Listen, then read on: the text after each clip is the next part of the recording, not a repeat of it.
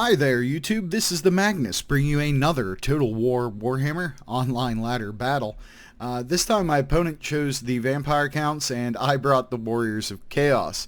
Now you're probably going to notice I do post a good bit of chaos but not against the vampire counts, and the reason why is because I almost always lose. I've been struggling to come up with a build, but I've got something new for you guys to check out.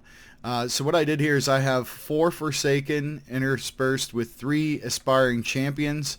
Towards the center I have 2 Chaos Warriors with great weapons. In reserve I have 2 Chaos Warriors with halberds. And then in the air I have a Chaos Feral Manticore, a Sorcerer of Fire, and a Lord on a Dragon. And the reason for the dragon, in case you were wondering, is it does fire damage, and so does the Aspiring Champion. So they're going to be an important part, or they do magical damage, I'm sorry. So they're going to play an important part, as is the Chaos Sorcerer of Fire. Now let's take a look at what my opponent did.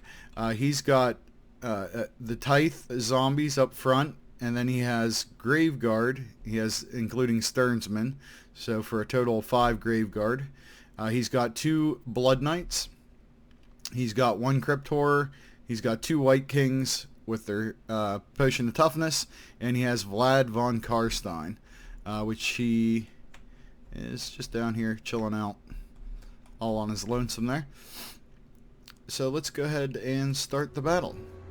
So the first thing I'm going to do is harass a bit with my flyers. I have the right to do so since he didn't bring any. So we got all these pretty fleshy, disgusting looking monsters here.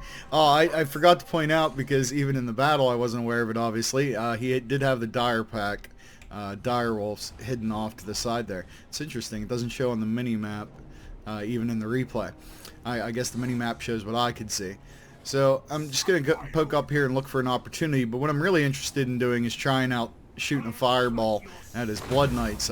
Not something I've used in a long time, fireball that is, but I figured if I'm going to try it against somebody, it should be the vampire counts. And it does good damage and actually kills, well, it does damage, but it kills 6 models, which is kind of cool, because they can't be regen then in any way, except for, what the hell is that spell called? I can't remember. You guys put it in the comments, but you know what I'm talking about, the spell that allows things to come back to life. I obviously haven't played the vampires in a while, and you'll have to forgive me. In the meantime, while I'm harassing, just trying to look for an opportunity to dive down and single out one of his units, I am advancing my main line. I'm going to try to get my halberds onto his Blood Knights if he's silly enough to let that happen. And the rest of the line is just going to try to get a decent surround and stack up on all of his guys. He's doing a good job of moving his stuff and keeping it, together. If you leave things isolated, they will get picked apart. I thought about chasing the dire pack, but they just quite frankly aren't worth it. Maybe they're a great unit, and I don't know, but I consider them kind of meh. So he's going to get into some of my Forsaken here. You're going to see the Forsaken will give a good charge back to the Blood Knights, and the Blood Knights being anti-large, they're not ideally suited for dealing with aggressive infantry. And you can see I'm trying to work over the Chaos Halberds. Lines are going to engage. Here's some Forsaken getting into some Graveguard. Obviously, he did not get a counter charge there, which is going to be detrimental to him. He does here with the Sternsman. And it's going to be a pretty close battle between those guys. Now, I dive down and I decide to take out his Crypt Horrors as much as I can, because he had left them in reserve, and that meant they were on an island, and that meant they were fair game. So you can see a lot of my infantry is way out wide because it needs to swing in, or I'm just trying to deny his cav the opportunity to come in, which does seem to be frustrating him quite a bit. Now, he does catch my Chaos Lord, which is very unfortunate. I just cannot extricate him. I'm doing everything I can. I'm ordering him in every darn direction I can. He just does not want to come out of there. So he's going to be temporarily chased off. So I decided, well, if he wants to have this little pal on, we'll have this little pal on, and I'll toss down Cascading Fire Cloak, which greatly increase the damage potential, and the Flaming Sword of Ruin. So I do flaming damage. So let's go ahead and try that out for a little bit. Now, I do the Chaos Lord because he's routing. He actually makes his way out, so I'm going to go ahead and pull out my Flying Force. And I see no reason at this point, that little scrum, I did a good bit of damage to his guys. but there's no reason for me at this point to commit to just one giant, altercation for very long. So I'm going to get another charge in here with my flying, and you're going to see me pull my guys in. But in the meantime, while he's just all here, I'm trying to pick apart some of his units that are out here on the flanks. And you can see that the Tithe are melting, these Graveguard are melting, and my Chaos Lord gets a chance to pop his Potion of Toughness. He's back in the game. I'm going to pick off his Blood Knights while they're sitting still and beat on them. And you notice I start to gravitate my infantry one by one out towards away from the center. So he's kind of focused here, and he's got a lot of guys hanging out. They're not doing a whole lot. Vlad's just trying to get away.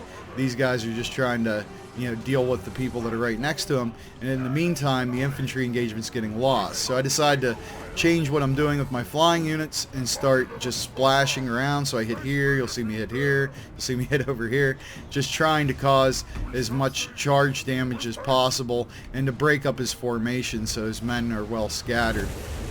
Which definitely seems to not only have a visual representation in that the guys end up being all over the place, but it also seems to affect their combat effectiveness quite a bit.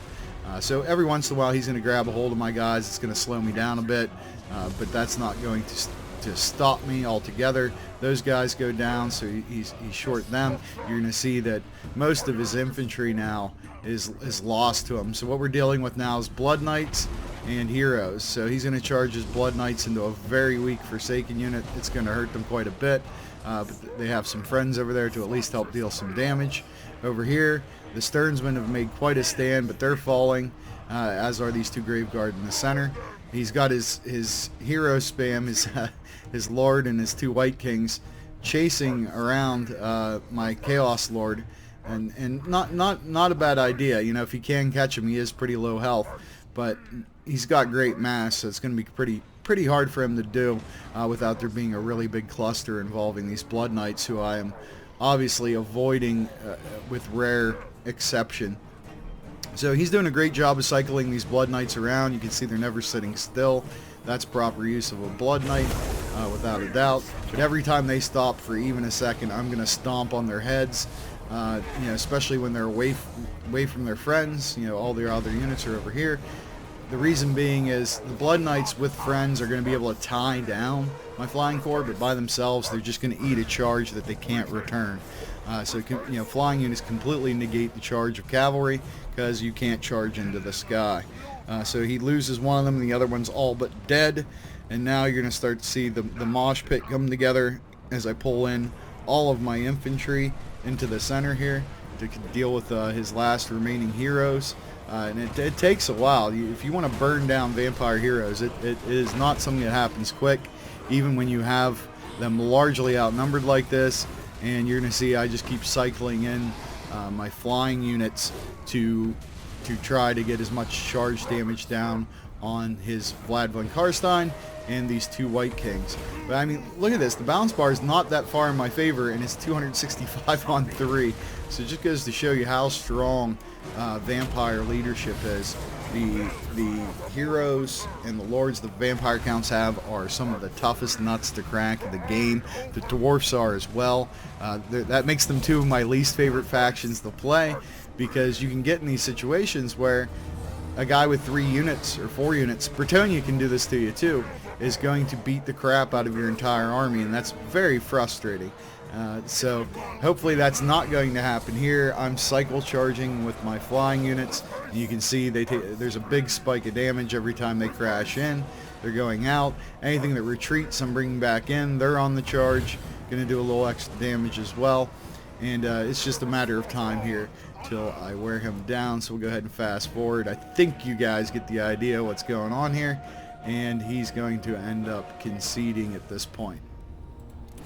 So we got a Pyrrhic victory for Chaos. Rarely beat the vampire counts. I shouldn't say rarely. I mean, I beat any faction more than 50% of the time, and much higher on most of them.